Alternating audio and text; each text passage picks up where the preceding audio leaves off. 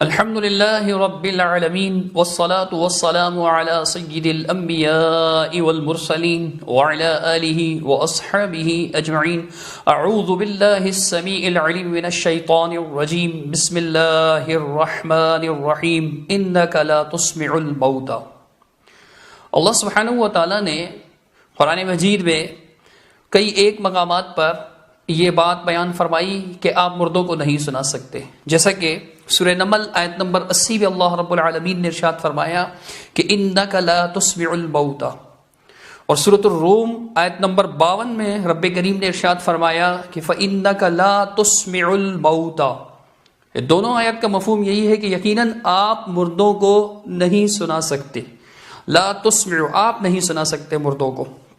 اسی طرح سورہ فاطر میں اللہ رب العالمین نے ارشاد فرمایا آیت نمبر 22 کہ وما انت بمسمع من فی القبور، اور آپ قبر میں پڑے ہوئے لوگوں کو نہیں سنا سکتے. جو کوئی قبر میں، آپ انہیں نہیں سنانے والے. مسمعن، سنانے والے، آپ نہیں سنا سکتے. سورہ فاطر ہی کی آیت نمبر 13-14 میں اللہ رب العالمین نے ارشاد فرمایا کہ والذین تدعون من دونہ ما یملکون من قطمیر، جنہیں تم اللہ کے علاوہ پکارتے ہو وہ کھجور کی گٹلی کے چھلکے کے برابر بھی اختیار نہیں رکھتے.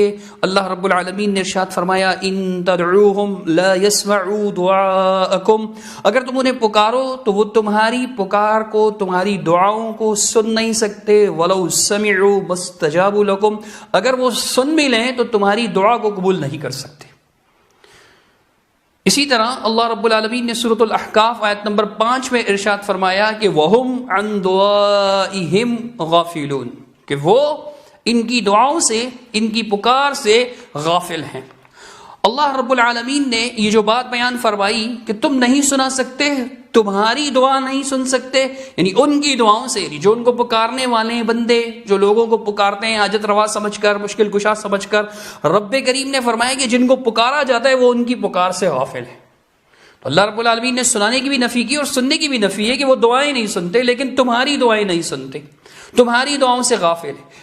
یہ بھی سننے کی نفی ہوتی ہے، چونکہ سننے سے علم حاصل ہوتا ہے. علم حاصل ہو جائے کسی چیز کا تو وہ پھر بے خبر نہیں کہلاتا، غافل نہیں کہلاتا. غافل کہنے کا مقصد ہی یہی ہے کہ وہ یہ دعائیں نہیں سنتے، ان کی دعاؤں سے بے خبر ہیں، انہیں اس کی خبر نہیں ہوتی. اگر سن لیتے پھر بے خبر تو نہ رہتے. اللہ نے فرمایا کہ وَهُمْ عَنْ دُعَائِهِمْ غَافِلُونَ، وہ ان کی دعاؤں سے، ان کی پکاروں سے غافل ہیں، انہیں نہیں معلوم کہ انہیں پکارا جا رہا ہے. اگر سن لیتے تو پھر تو علم ہوتا، پھر غافل کہنا درست نہ ہوتا. ہماری دعائیں نہیں سن سکتے مردے، ہم انہیں نہیں سنا سکتے، اس لیے ہمیں ان سے خطاب بھی نہیں کرنا چاہیے. الحمدللہ آل الحدیث کا یہی عقیدہ ہے کہ مردے نہیں سنتے. سماع موتیٰ کے معاملے میں آل الحدیث کے کئی ایک مناظرے بھی موجود ہیں. البتہ وہ مقامات کہ جہاں نص وارد ہو گئی ہے ان کو ہم مستثنا سمجھتے ہیں کہ وہ مستثنا ہیں، یعنی ان کو اللہ کے رسول صلی اللہ علیہ وسلم کی احادیث سے ثابت ہو یا قرآن سے انہیں ہم مستثنا مانتے ہیں، اور ہمارا ان کے بارے میں ایمان ہے کہ مردے نہیں سنتے، لیکن یہ خاص معاملہ ہے، یہاں مردے کا سننا ثابت ہے، اس کا ہم انکار نہیں کرتے. قرآن اور حدیث دونوں کو ساتھ لے کر چلتے.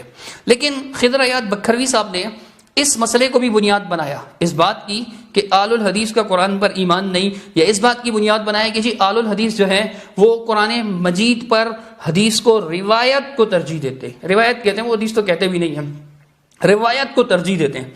تو معاملہ جو ہے اس طرح کا ہے، تو اس وجہ سے وہ فتویٰ بھی لگاتے ہیں. ہم آپ کو ان کا فتویٰ بھی سنائیں گے. اب دیکھیے وہ کیا کہہ رہے ہیں اس بارے میں کہ قرآن کریم کا مسئلہ یہ ہے کہ مرنے کے بعد کوئی نہیں سنتا،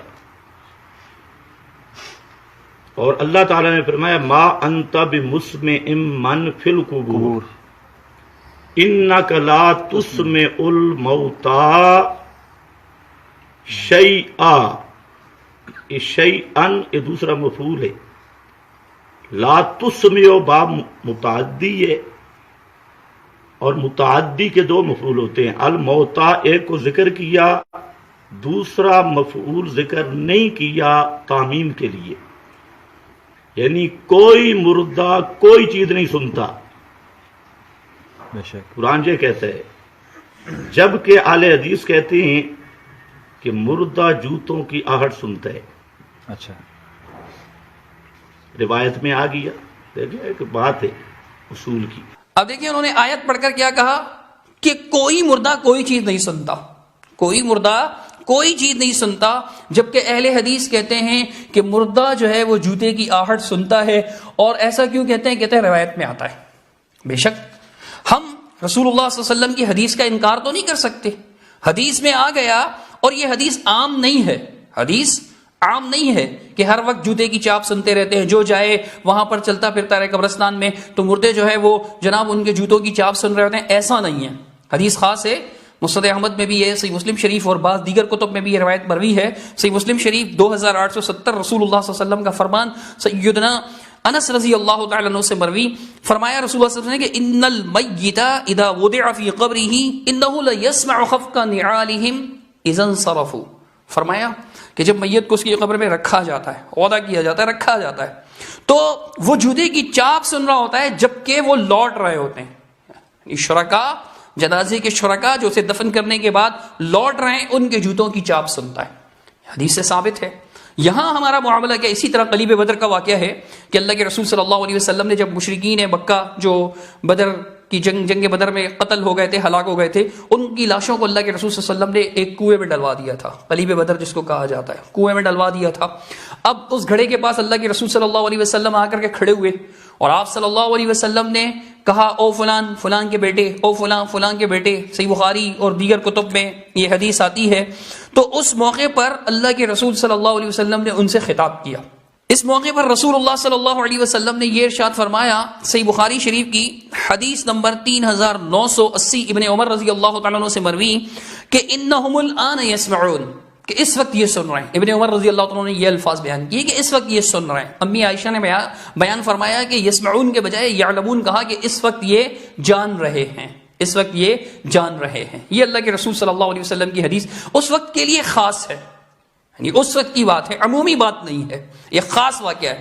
اسی طرح صحیح بخاری شریف کے ہی اندر رسول اللہ صلی اللہ علیہ وسلم کی اس حدیث کے بارے میں آتا ہے کہ جب اللہ کے رسول نے یہ فرمایا، حدیث نمبر 3976، تو سیدنا عمر رضی اللہ تعالیٰ نے کہا یا رسول اللہ ما تکلم من اجساد لا ارواح لها، آپ کیسے ان جسموں سے بات کر رہے ہیں جن میں روحیں ہی نہیں؟ تو رسول اللہ صلی اللہ علیہ وسلم نے اس موقع پر فرمایا کہ والذی نفس محمد بیدہ ما انتم باسمع لما اقول منہ. فرمایا کہ تم ان سے زیادہ نہیں سن رہے، اس ذات کی قسم جس کے ہاتھ میں محمد صلی اللہ علیہ وسلم کی جان ہے، اس وقت تم ان سے زیادہ نہیں سن رہے. یعنی اللہ نے انہیں سنا دیا.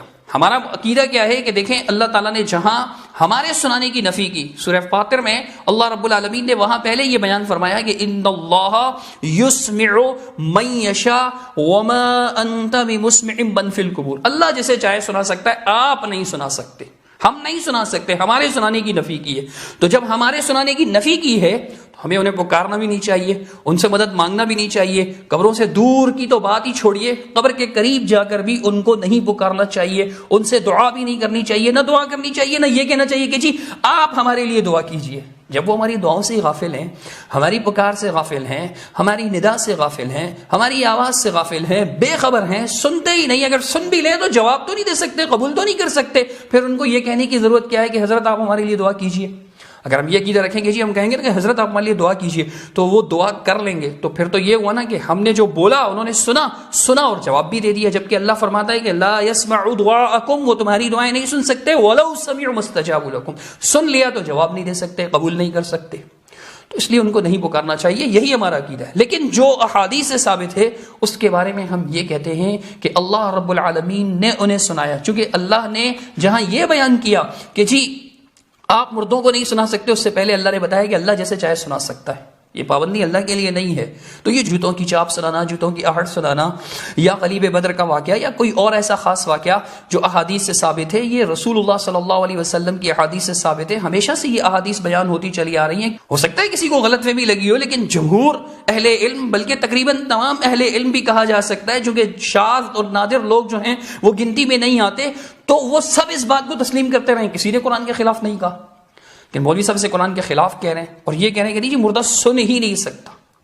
حالانکہ اگر دیکھا جائے تو قرآن ہی سے مردے کا سننا ثابت ہوتا ہے. مثال کے طور پہ دیکھیے سورہ قمر، یعنی خاص موقع پر، عمومی سما کی بات نہیں کر رہا، سورہ قمر آیت نمبر 6 اور 7 اللہ رب العالمین نے ارشاد فرمایا فَتَوَلَّ عَنْهُ، مشرکین کفار وغیرہ، ان کے بارے میں فرمایا رسول اللہ صلی اللہ علیہ وسلم سے کہ نبی صلی اللہ علیہ وسلم آپ ان سے اعراض کیجئے، نظر انداز کر دیجئے ان کو، یہ جو نالائکیاں کر رہے ہیں، جہالت سے پیش آ رہے ہیں، ان کے جو امور ہیں، تو ان کے بارے میں فرمایا کہ آپ ان سے اعراض کیجئے، ان کو نظر انداز کر دیجئے۔ پھر کیا فرمایا؟ قیامت کا تذکرہ اللہ تعالیٰ نے فرمایا یوم یدعو الداعی الی شیء نکر، فرمایا کہ اس دن پکارنے والا پکارے گا ایک ناگوار بات کی طرف، یدعو پکارنا، وہ پکارے گا، وہ آواز دے گا، وہ ندا دے گا، الداعی پکارنے والا، جو ندا کرنے والا ہے، آواز دینے والا ہے، وہ آواز دے گا، وہ پکارے گا۔ تو اللہ تعالیٰ نے قرآن مجید میں ارشاد فرمایا سورہ قمر آیت نمبر 6 آیت نمبر 7 میں کیا فرمایا؟ آگے فرمایا خش عن ابصارہم، نگاہیں جھکی ہوئی ہوں گی، نگاہیں جھکی ہوئی ہوں گی، یخرجون من الاجداث کانہم جراد منتشر، فرمایا کہ پھر وہ اپنی قبروں سے ایسے نکل کھڑے ہوں گے گویا کہ وہ جیسا کہ وہ بکھری ہوئی ٹڈیاں ہیں، منتشر ٹڈیاں ہیں، پھیلی ہوئی ٹڈیاں ہیں، اس طرح نکل کھڑے ہوں گے سب قبروں سے۔ جب داعی یعنی پکارنے والا، یدعو پکارے گا، الداعی پکارنے والا، تو لوگ قبروں سے کھڑے ہوں گے، اس کی پکار کو سن کے قبروں سے کھڑے ہو جائیں گے، سارے قبروں میں پڑے ہوں گے، قیامت کا منظر ہے، سارے قبروں میں سب کے سب قبروں سے نکل کھڑے ہوں گے اس پکار کو سن کر کے۔ یہ مردے کا سننا ثابت ہوا۔ اب آپ کیا کہیں گے کہ یہ آیت قرآن کی دوسری آیات سے ٹکراتی ہیں، یعنی سورہ نمل کی آیت سے، سورہ روم کی آیت سے، سورہ فاتر کی آیات سے، جن میں اللہ فرماتا ہے کہ تم مردوں کو نہیں سنا سکتے، تم قبروں میں پڑے ہوئوں کو نہیں سنا سکتے، مردے تمہاری دعائیں نہیں سن سکتے، ان کے خلاف ہے، کیونکہ اس میں آ رہا ہے کہ جی وہ پکاریں گے اور یہ سب قبروں سے کھڑے ہوں گے، پکار سن کر کے سب قبروں سے کھڑے ہو جائیں گے۔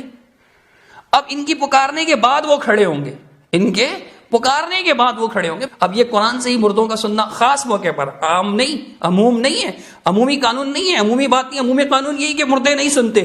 چند جو ہے وہ ایکسیپشنز ہیں جن کو مستثنیات کہتے ہیں، چند ایکسیپشنز ہیں، تو یہ ان ایکسیپشنز میں سے ایک ایکسیپٹ بات یہ بھی ہے، یعنی ایک مستثنا بات یہ بھی ہے کہ جی وہ قبروں سے کھڑے ہو جائیں گے سن کر۔ اب کوئی کہے کہ قرآن کی آیت آپس میں ٹکرا رہی ہیں، مولوی صاحب کیا جواب دیں گے آپ ان کو؟ یہی جواب دیں گے نا کہ جی یہ تو اللہ سنا رہا ہے، ان اللہ یسمع من یشاء، اللہ جب سور پھنکوائے گا قیامت کے دن، جب داعی ندا دے گا اللہ کا داعی، تو سب سن لیں گے، قبروں سے نکل کے کھڑے ہوں گے، انہی قبروں سے نکل کے کھڑے ہوں گے، کوئی اور اسپیشل قبر نہیں ہوگی کہ جن سے اٹھ کر کھڑے ہوں گے، انہی قبروں سے کھڑے ہوں گے سب۔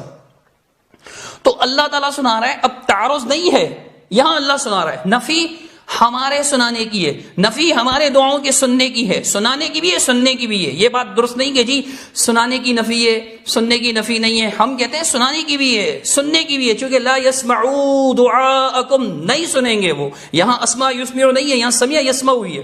اللہ فرما رہا ہے نہیں سنیں گے وہ تمہاری دعاؤں کو، نہیں سنیں گے، ولو سمعوا، اگر سن لیں، کہنے کا کیا مطلب؟ نہیں سنتے، اسی لیے فرمایا کہ اگر سن بھی لیں تو جواب نہیں دے سکتے۔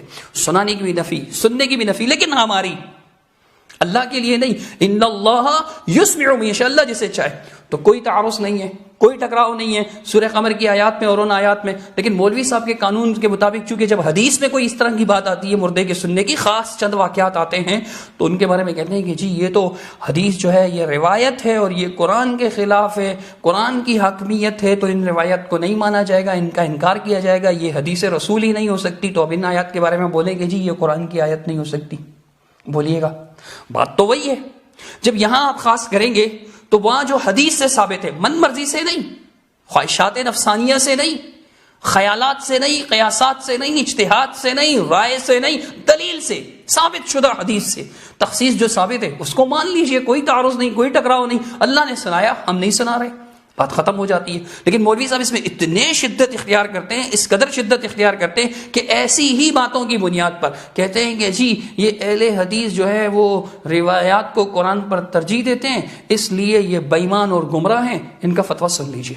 سب سے بڑی بات ہے کہ غیر مقلد کا ایمان قرآن پہ نہیں۔ اگر کوئی ایسا اہل حدیث ہو جو کہے میں قرآن کو ترجیح دوں گا اور روایات کو قرآن کے تابع کر کے مانوں گا، تو پھر ہمارا اس کے ساتھ اختلافات فروعی مسائل میں ہے۔ اور اگر کوئی روایتوں کو ترجیح دے قرآن پر، تو ایسے اہل حدیث کو ہم بالکل گمراہ اور بے ایمان سمجھتے ہیں، اس کے پیچھے قطعاً نماز نہیں ہوتی۔ یہاں مولوی صاحب باقاعدہ جلسے کے اندر سوال کا جواب دیتے ہوئے یہ فتویٰ دے رہے ہیں کہ سب سے بڑی بات یہ ہے کہ جی غیر مقلد کا قرآن پر ایمان نہیں ہے، غیر مقلد وہ اہل الحدیث کو ہی کہہ رہے ہیں۔ تو کیوں کہتے ہیں کہ ایسا کوئی اہل حدیث ہو جو کہے میں قرآن کو ترجیح دوں گا اور روایات کو قرآن کے تابع کر کے مانوں گا، تو میں کہوں گا کہ مولوی صاحب پھر کوئی آپ سے کہے کہ جی آپ کتا حلال کہتے ہیں یا حرام کہتے ہیں، پھر سورۃ الانعام کی آیت نمبر 145 آپ کو پیش کر دے کہ جی اللہ فرماتا ہے نبی آپ کہہ دو صلی اللہ علیہ وسلم آپ کہہ دیجئے کہ میں ان چیزوں کے علاوہ کسی کو حرام نہیں پاتا، اور مولوی خضر حیات صاحب جو ہیں وہ کتے کو، گدھے کو، بلی کو، چیتے کو، چوہے کو، ان چیزوں کو حرام قرار دے رہے ہیں، تو پھر آپ اسے کیا جواب دیں گے؟ تو پھر تو کوئی آپ پہ بھی فتویٰ لگائے گا جی مولوی خضر حیات کا قرآن پر ایمان نہیں ہے، قرآن پر ایمان نہیں ہے، کیونکہ کہتے ہیں کہ جی غیر مقلد کا قرآن پر ایمان نہیں ہے، سب سے بڑی بات یہ ہے۔ اور کیا وجہ ہے؟ کہتے ہیں روایت کو ترجیح دیتے ہیں۔ ایسا کوئی اہل حدیث ہو جو کہے میں قرآن کو ترجیح دوں گا، روایت کو قرآن کے تابع کر کے مانوں گا، پھر اس کے ساتھ اختلاف فروعی مسائل میں، پھر کہتے ہیں کہ اگر روایتوں کو ترجیح دے قرآن پر تو ایسے اہل حدیث کو ہم بالکل گمراہ اور بے ایمان مانتے ہیں۔ آپ سن چکے ہیں، فتویٰ دے چکے ہیں، وہ بے ایمان مانتے ہیں۔ تو اس طرح تو کوئی آپ کو بھی بے ایمان ثابت کر سکتا ہے۔ کوئی کہے گا جی قرآن میں خنزیر حرام ہے جانوروں میں سے، نہ گدھا حرام ہے نہ کتا حرام ہے، مولوی خضر حیات صاحب نہ کتا کھاتے ہیں نہ گدھا کھاتے ہیں، لہٰذا مولوی صاحب جو ہے نا وہ اس کو حرام بھی قرار دیتے ہیں، تو ایک کھانا نہیں کھانا نہ کھائیں لیکن حرام تو نہ کہیں، حرام بھی کہتے ہیں، یہ روایت کی وجہ سے کہتے ہیں، ان کا جی قرآن پر ایمان ہی نہیں ہے۔ آپ اس نالائق کو کیا جواب دیں گے؟ آپ سے پہلے بھی پوچھ چکا ہوں، اس طرح اگر آپ فتوے لگائیں گے تو آپ پہ بھی لگیں گے، تو بے ایمان قرار دے رہے ہیں۔ حالانکہ بے ایمانی کی کیا بات ہے، اس میں رسول اللہ صلی اللہ علیہ وسلم کی حدیث ہے، حدیث کا انکار، منکر حدیث پر تو لوگوں نے بے ایمان ہونے کے فتوے لگائے ہیں، لیکن حدیث ماننے والوں پر، حدیث ماننے کی وجہ سے تو مولوی صاحب یہ حدیث ہے اور خاص ہے۔ اب یہی وجہ، یعنی جس بنیاد پر ہمیں کہہ رہے ہیں، جو مثالیں انہوں نے دیں سماع موتا کی، یہ چند اور مثالیں دیں، ان میں سے بعض مثالیں تو خود ان کے اکابر کے یہاں پائی جاتی ہے۔ مثلا سماع موتا کی مثال ہی لے لیجئے، اس کے اندر ان کے اکابر کا کیا عقیدہ ہے؟ سرفراز خان صفدر صاحب شیخ الحدیث گجرانوالہ کے ماضی قریب میں فوت ہوئے، ان کی باقاعدہ تصنیف ہے سماع موتا کے مسئلے پر، دلائل کے ساتھ ساتھ وہ اپنے اکابر کے موقف بھی اس میں نقل کر رہے ہیں۔ اسی طرح ان کی ایک دوسری کتاب ہے تذکیر الصدور، اس میں بھی انہوں نے سماع موتا کی بحث کی ہے۔ صفحہ 392، 393، 394 پر اپنے اکابر کے اقوال نقل کرتے ہیں اور کہتے ہیں کئی اقوال حضرت مولانا تھانوی تحریر فرماتے ہیں، چونکہ بعض احادیث میں مردوں کا سننا قریب جگہ نہ کہ بعید جگہ سے وارد ہے، اس لیے بعض علماء نے آیت کے معنی میں کہا کہ مراد سماع منفی سے، یعنی وہ سماع جو نہیں سنا جا سکتا، جو نفی کی گئی ہے، سے سماع نافع ہے، یعنی فائدہ مند سماع ہے۔ یہ بیان القرآن کا حوالہ نقل کیا سرفراز صاحب نے، قاضی ثناء اللہ پانی پتی کی تفسیر نقل کی، اور اس کے بعد جناب آگے چل کے انور شاہ کشمیری صاحب کا قول نقل کیا، ان کی تشریح فیض الباری صحیح بخاری شریف جلد 2، یعنی فیض الباری جو شرح صحیح بخاری ہے جلد 2 صفحہ 467 پر کہ وقل، کہتے ہیں میں کہتا ہوں والاحادیث فی سمع الاموات قد بلغت مبلغ التواتر، وہ تو کہہ رہے ہیں کہ سماع کی احادیث جو ہیں وہ متواتر کے درجے کو پہنچی ہوئی ہیں سماع موتا کی۔ اور اسی طرح عرف الشذی سے ان کا قول نقل کیا کہ ذخیرہ حدیث جو ہے وہ اس بات پر دلالت کرتی ہے کہ مردہ سنتے ہیں، یہ بنیاد یہاں بھی پائی جاتی ہے۔ اب اسی طرح انہوں نے شبیر احمد عثمانی صاحب کا قول نقل کیا، میں اسکین لگا دوں گا، عبارات آپ کے سامنے آ جائیں گی، آپ پڑھ لیجئے گا۔ تو ان مقامات پر وہ کہہ رہے ہیں کہ جی انہوں نے بھی کہا کہ شبیر احمد عثمانی صاحب نے بھی کہا کہ مردہ سنتے ہیں۔ اب آپ کیا کہیں گے ان کو؟ اپنے ان اکابر کو کہیں گے کہ جی یہ تو سارے بے ایمان ہیں، کہیں گے ان کو؟ نہیں کہیں گے تو پھر ہمیں کہنے کی کیا وجہ ہے؟ کوئی خاص بغض ہے اہل حدیثوں سے؟ اگر نہیں تو انصاف کیجئے، پھر کہیے کہ جی یہ بھی سب ان کے لیے بھی میرا یہی فتویٰ ہے، کہیے ذرا سا، ہم بھی دیکھیں آپ کتنے منصف مزاج ہیں۔ خاص بغض ہے آپ کو اہل حدیثوں سے جس کی وجہ سے آپ یہ فتویٰ لگا رہے ہیں۔ اسی بیان کے اندر، اسی سوال کے اندر، یہ 1.5 سے 2 منٹ کا کلپ، اسی کے اندر سوال ہوا نماز کس کے پیچھے پڑھنی ہے کس کے پیچھے نہیں، تو قانون بیان کرتے ہیں، کہتے ہیں قانون سمجھ لیں۔ اس میں قانون سمجھ آ گئی، قانون یہ ہے کہ اگر ایسا ایریا ہے جس میں اکثر آبادی موحدین کی ہے، جیسے سعودی عرب ہے، اب سعودیہ میں کسی بدعتی مشرک کی کوئی مسجد نہیں، اور دور دراز تک ہم چلے سعودیہ میں سب موحدین ہیں، جہاں پر بھی امام ہوگا عملی کوتاہیاں اپنی مقام پہ، عقیدہ سب موحد ملے، وہاں ہم نے کوئی مشرکوں کی مسجد نہیں دیکھی، وہاں تحقیق کرنے کی ضرورت ہی نہیں۔ اور جہاں شرک زیادہ ہے، بدعت زیادہ ہے، تو وہاں پر جب تک تحقیق نہ ہو کہ امام کا عقیدہ صحیح ہے، اس وقت تک آپ اس کے پیچھے نماز نہیں پڑھ سکتے۔ کیا قانون بیان کیا؟ قانون یہ بیان کیا کہ جی جہاں پہ سب موحدین کی مسجد ہو، جیسے سعودی عربیہ ہے، مثال سعودی عربیہ کی دی کہ وہاں کسی بدعتی مشرک کی مسجد نہیں ہے، عقیدے میں سب موحد ملے ہیں، وہاں تحقیق کی ضرورت ہی نہیں ہے، وہاں آپ نماز پڑھ لیں، بیان کر رہے ہیں۔ یہ سماع موتا کا مسئلہ جو ان کے نزدیک ان مسائل میں سے ہے، یعنی خاص خاص مواقع پر، عموم کی ہم انکار کر رہے ہیں، بار بار میں یہ بات کہہ چکا ہوں، جو ثابت ہے جہاں ثابت ہے بس وہیں تک ماننا ہے، اس سے آگے نہیں بڑھنا، کیونکہ اللہ کہتا ہے کہ مردے نہیں سن سکتے، تم نہیں سنا سکتے۔